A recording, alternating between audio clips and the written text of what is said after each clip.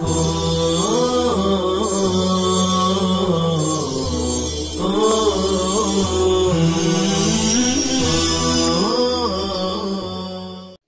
اللہ الرحمن الرحیم الحمد للہ کفا وسلام علی عبادہ الذین اصطفى اما بعد وصلی اللہ علی النبی الکریم من اقتدى بإمام راکع فوقف حتى رفع رأسه لم يدرك رکعة خلافا لزفر رحمہ اللہ۔ عزیزان محترم، عبارت مذکورہ میں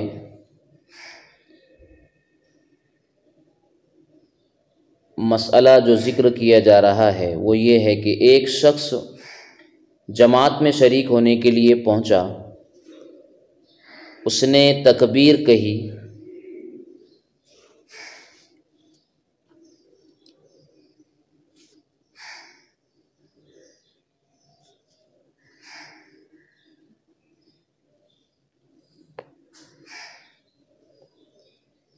لیکن رکوع میں جائے بغیر کھڑا ہو رہا اور امام نے رکوع سے سر اٹھا لیا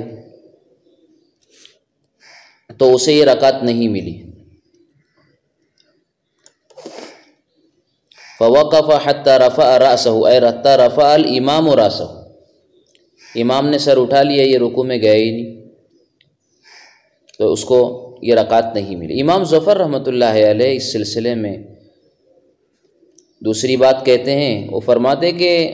اس کو یہ رکعت مل گئی،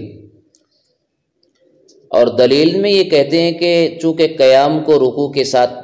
ایک لحاظ سے مشابہت حاصل ہے، گویا کہ قیام بھی رکوع بھی نصف قیام ہے۔ اب جب یہ امام کے ساتھ اس مشابہ قیام میں شامل ہو گیا تو رکعت مل گئی۔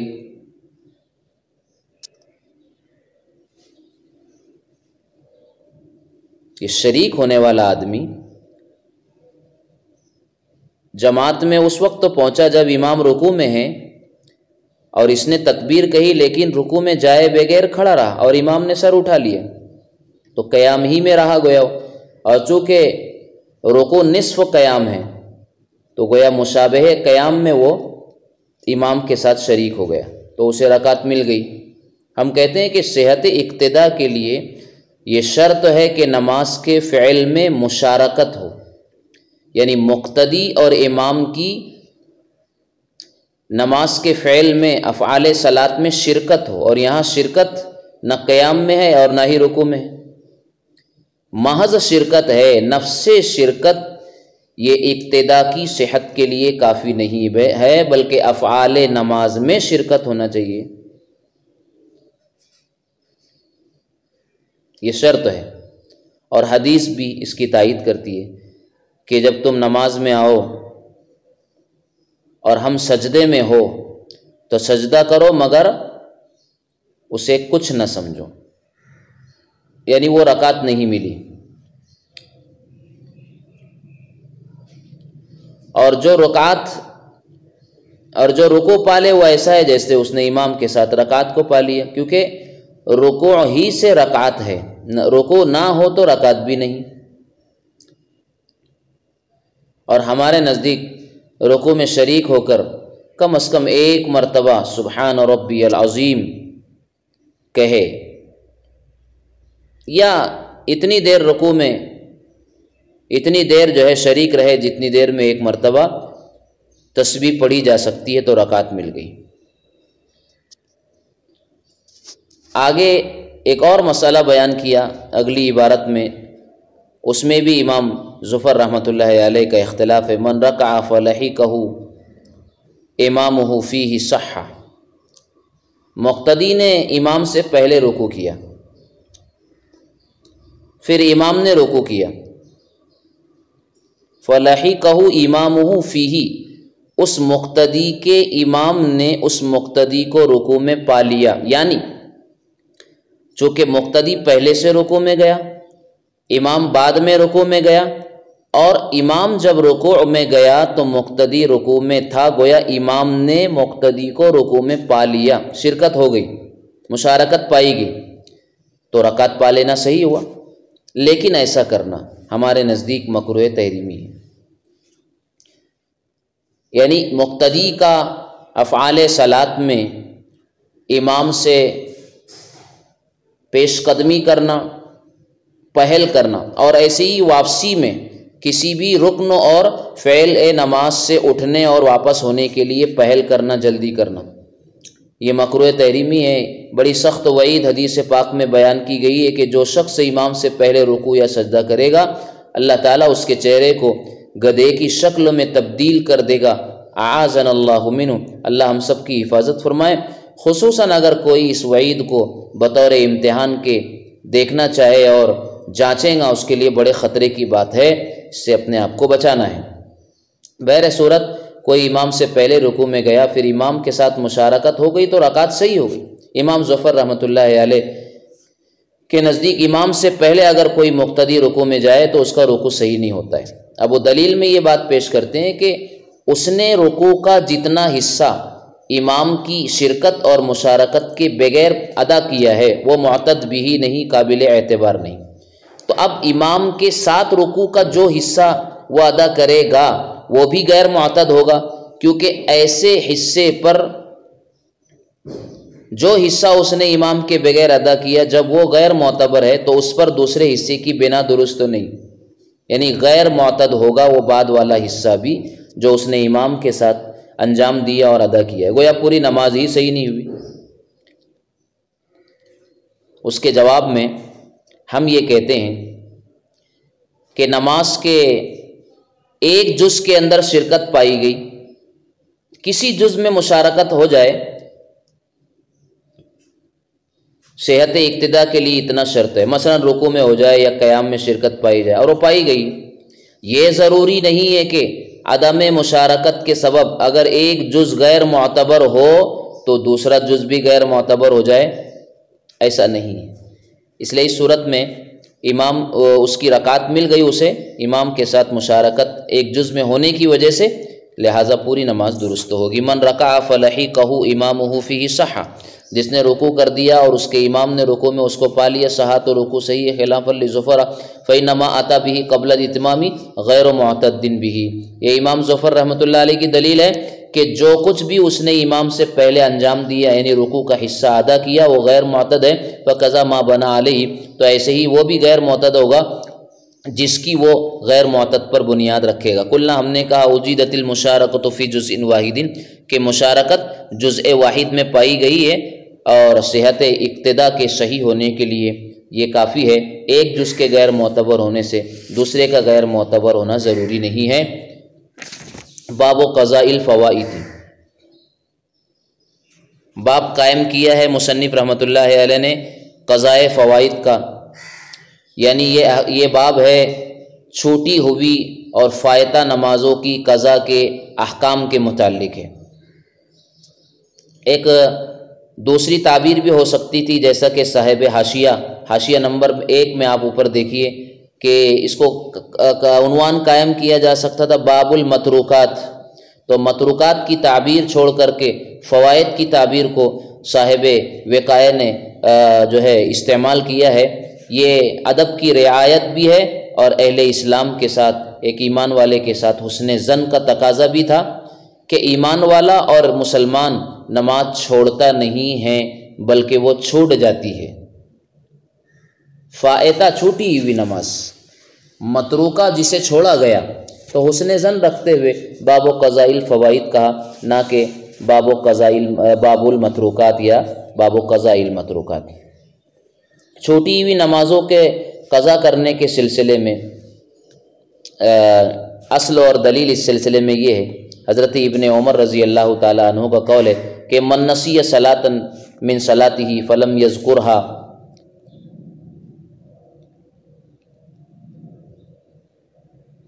الا وهو مع الامام فاذا سلم الامام فليصلي صلاته التي نسي ثم لا يصلي بعدها الصلاة الاخرى۔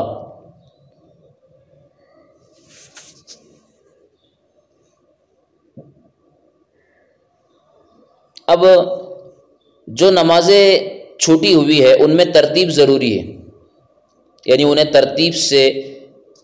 قضا کرنا، اور وہی ترتیب جو وقتیہ نمازوں میں ہے، پہلے فجر، پھر ظہر، پھر عصر، مغرب اور عشاء۔ اور ترتیب پر جو دلیل ہے اس سلسلے میں وہ بہت مضبوط ہے کہ رسول اللہ صلی اللہ علیہ وسلم کی خندق کے دن جنگ کی مصروفیت کی وجہ سے چند نمازیں چھوٹ گئی تھی،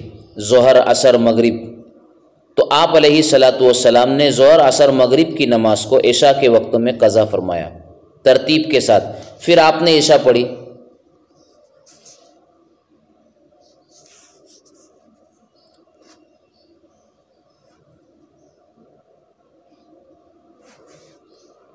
اب یہ ترتیب جو ہے، جس طرح فرائض کے درمیان فرض ہے، ایسے ہی فرائض اور وتر کے درمیان بھی ترتیب ہے۔ پورے 5 وقتوں کی نمازیں اگر قضا ہو گئی تو جس ترتیب سے قضا ہوئی ہے اسی ترتیب سے ادا کرنا ہے، اور اگر وتر بھی فوت ہو جائے تو اس کو بھی ترتیب میں اپنے موقع پر ادا کرے۔ مثلا کسی کی مغرب، عشاء اور وتر کی نمازیں رہ گئی تو صبح کو پہلے مغرب کی، پھر عشاء کی، پھر وتر کی نماز قضا پڑھ کے پھر فجر کی نماز پڑھنا ہے۔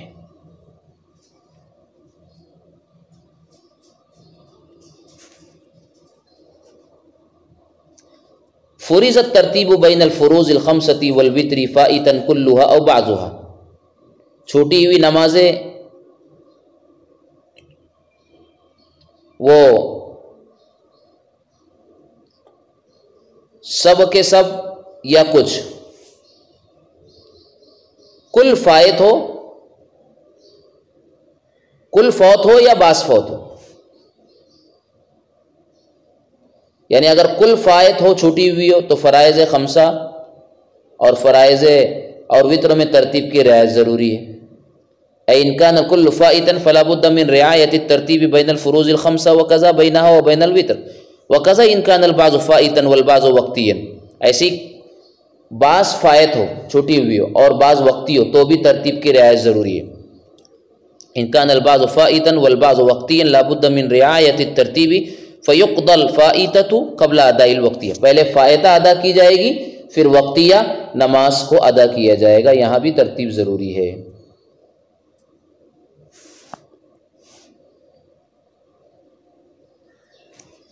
اور 3 چیزیں ایسی ہے جو ترتیب کو ساقط کرنے والی ہے، جس کا بیان آگے آئے گا۔ اس میں سب سے پہلی چیز ہے وقت کی تنگی۔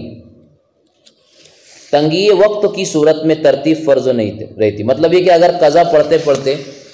وقت ختم ہو جانے کا اندیشہ ہو اور خود یہ وقتی نماز بھی رہ جائے گی، قضا ہو جائے گی، تو وقتی نماز کو پہلے ادا کرے، اس لیے کہ وقت کی فرضیت ترتیب سے زیادہ مؤکد ہے۔ کتاب و سنت اجماع میں وقتی نماز کا وقت کے اندر فرض ہونا ثابت ہے۔ دوسری چیز جو ترتیب کو ساقط کرتی ہے وہ نسیان ہے۔ اگر اسے یاد ہی نہیں رہا کہ اس کے ذمے کچھ نمازیں باقی ہے اور اس نے وقتیہ اور فریضہ وقت کو پڑھ لیا تو نماز جائز ہے، اور جب فوت شدہ یاد آ جائے اس وقت فوت شدہ کی کو ادا کرے، اس میں بھی ترتیب شرط نہیں رہے گی، کیونکہ نسیان ایک آسمانی عذر ہے، لہذا اسے معذور سمجھا جائے گا۔ اور تیسری چیز جو ترتیب کو ساقط کرنے والی ہے وہ فائتہ اور چھوٹی ہوئی نمازوں کا 6 یا 6 سے زائد ہو جانا۔ جب تک 6 سے کم ہو چھوٹی ہوئی نمازیں ان میں ترتیب ضروری ہے، 6 اگر ہو جائے یا 6 سے زائد ہو جائے تو اب ترتیب ساقط ہو جائے گی، وہ صاحب ترتیب نہیں رہے گا۔ اب یہ 6 نمازیں ہو جائے تو ان میں ترتیب لازم نہیں، تو فوت شدہ سے مراد فرائض ہے، یعنی فوت شدہ نمازیں 6 ہو جائے، اس میں وتر شامل نہیں ہے، کیونکہ وتر دن اور رات کے وظائف کا تکملہ ہے، اگرچہ وہ ایک مستقل نماز ہے لیکن چونکہ وہ فرض ہے، کم درجہ ہے اس کا فرض سے، اس لیے ائمہ مجتہدین نے اس کو 6 نمازوں میں شمار نہیں کیا ہے۔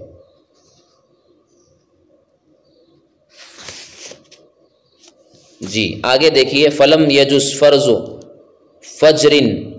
فلم یجس فرض فجر من ذکر انہ لم یوتر. یہ عبارت جو ہے ترتیب فرض ہونے پر اس کی تفریح پیش کی جا رہی ہے، یعنی وطر کے رہ جانے سے فرض کی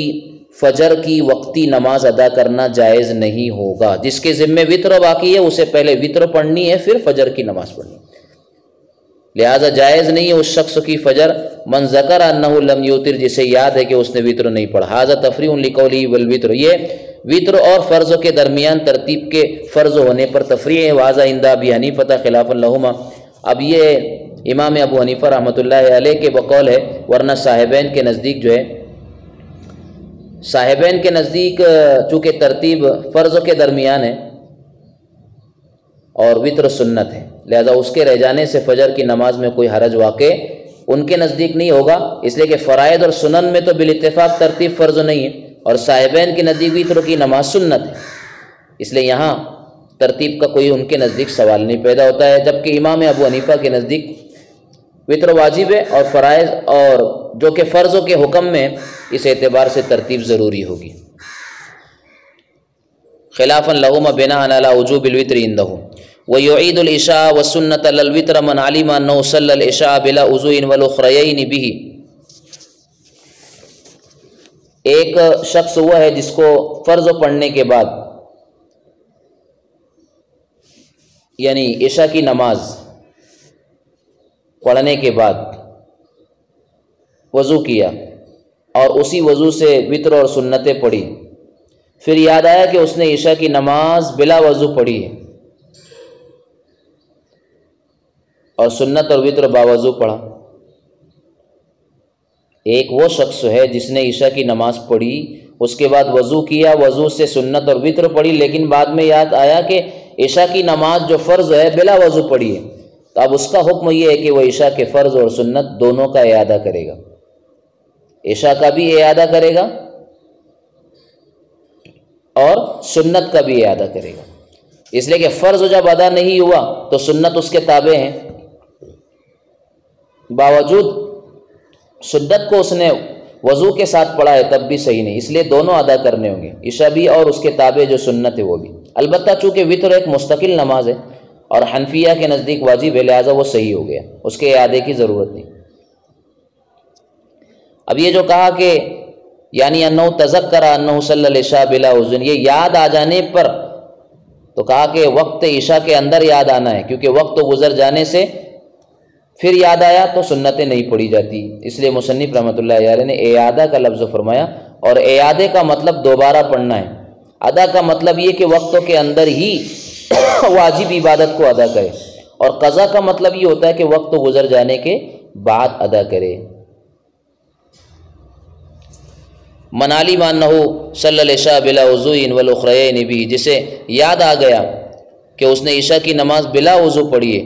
اور اخریین بعد کی دونوں نمازیں یعنی سنت اور وطر وضو کے ساتھ پڑھی ہے، یعنی انہ تذکر انہ صلی العشاء بلا وضوء والسنۃ والوتر بوضوء یعید العشاء والسنہ، عشاء اور سنت دونوں کا اعادہ کریں گے، لأنہ لم یصح ادا السنہ. اب اس کا سنت کا ادا کرنا بھی صحیح نہیں ہوا، باوجود کہ وضو کے ساتھ پڑھی، مع انہا ادیت بالوضوء لأنہا تبع للفرض، اس لیے کہ سنت فرض کے تابع ہیں. اما الوتر فصلاۃ مستقلۃ عنده فصح اداؤه لأن الترتیب وان كان فرضا بینه وبین العشاء، اس لیے کہ وتر تو مستقل سنت ہے، لہذا اس کی ادائیگی درست ہے امام صاحب کے نزدیک، اس لیے کہ ترتیب اگرچہ فرض اور وطر کے درمیان بھی ضروری ہے، لیکنہ ادى الوتر، لیکن اس نے وطر کو ادا کیا، بزعم انہ صلی العشاء، اس زعم اور گمان میں کہ وہ عشاء کو وضو کے ساتھ پڑھ چکا ہے، فکان ناسیا، تو وہ ناسی ہوا، ان العشاء کان فی ذمتہ، کہ عشاء کی نماز اس کے ذمہ باقی ہے، وہ بھول گیا، فسقط الترتیب، لہذا نسیان کی وجہ سے ترتیب ساقط ہوگی. وعندما یقضی الوتر ایضا، صاحبین کے نزدیک وطر کو بھی ادا کرے گا، لأنہ سنت عندہما، اس لیے کہ صاحبین کے نزدیک وطر سنت ہے جو فرض کے تابع ہیں، اور جب فرض کا اعادہ ہوگا تو اس کے توابع یعنی سنتوں کا بھی اعادہ ہوگا، جیسا کہ پہلے بھی یہ بات معلوم ہو چکی ہے. الا اذا ضاق الوقت، جیسا کہ آپ کو بتایا گیا 3 چیزیں ترتیب کو ساقط کرنے والی ہے، اس میں پہلی چیز کا بیان یہاں سے شروع کیا، مگر جب وقت تنگ ہو جائے. الاستثناء متصل بقوله فرضت ترتیب، یہ استثناء متصل ہے، مصنف کے قول فرضت ترتیب سے اس کا اتصال ہے،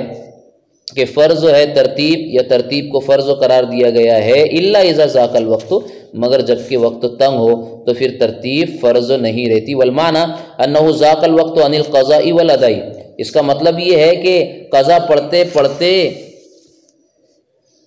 وقت ختم ہونے کا اندیشہ ہے اور خود وقتی نماز بھی فوت ہو جائے گی، تو اب جو ہے وقتیہ کو پہلے پڑھے اور فائتہ کو چھوڑ دے، اب ترتیب ساکت ہو گئی۔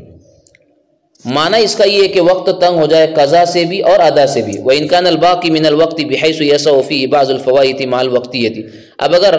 وقت میں اتنی گنجائش ہے کہ اس میں چھوٹی ہوئی نمازوں میں سے کچھ وقتیہ نماز کے ساتھ پڑھ سکتے ہیں، فَإِنَّهُ يَقْضِي مَا يَسَعُهُ الْوَقْتُ مَعَ الْوَقْتِيَّةِ، لہٰذا وقت تو جتنی گنجائش دے رہا ہے وقتیہ نماز کے ساتھ فائتہ کو پڑھنے کی، اتنی فائتہ پڑھ لے اور ساتھ میں وقتیہ پڑھ لے۔ کما اضافات العشاء والوتر، جیسے کہ کسی کی عشاء اور وتر فوت ہو جائے،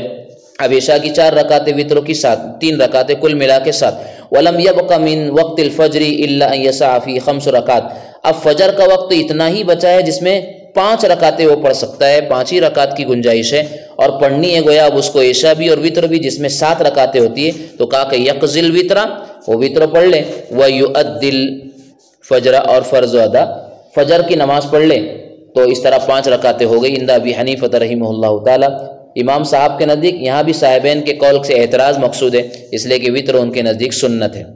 وَإِنْ فَاتَ الظُّهْرَ وَالْعَصْرَ، کسی کی ظہر اور عصر چھوٹی ہے، وَلَمْ يَبْقَ مِنْ وَقْتِ الْمَغْرِبِ إِلَّا مَا يُصَلِّي فِيهِ 7 رکعات، اب مغرب کے وقت تو اتنا ہی بچا ہے کہ جس میں وہ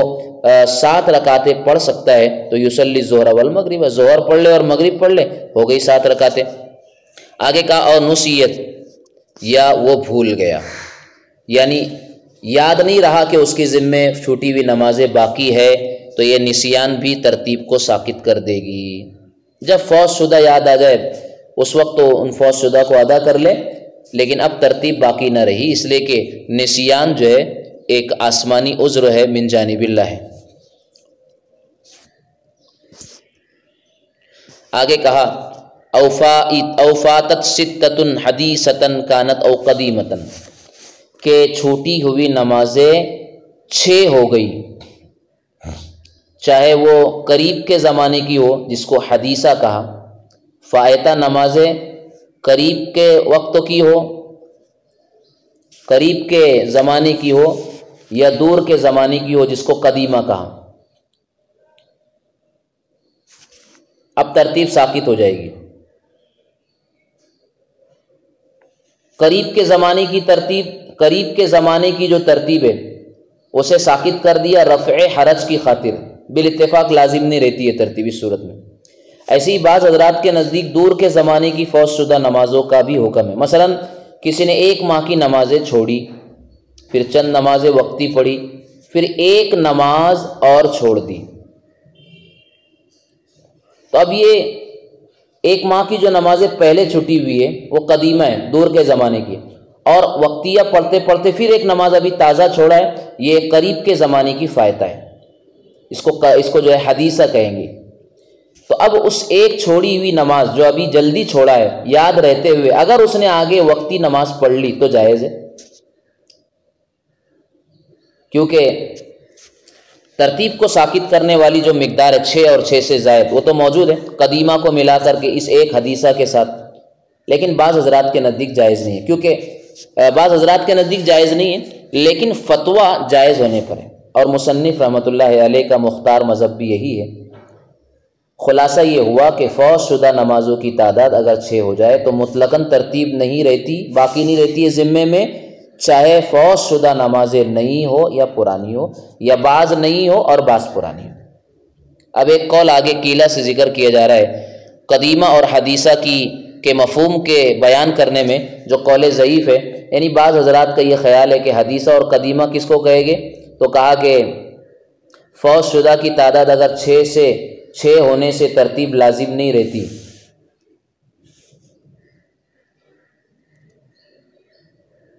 کہا کہ الستۃ وما دونہا حدیثۃ، 6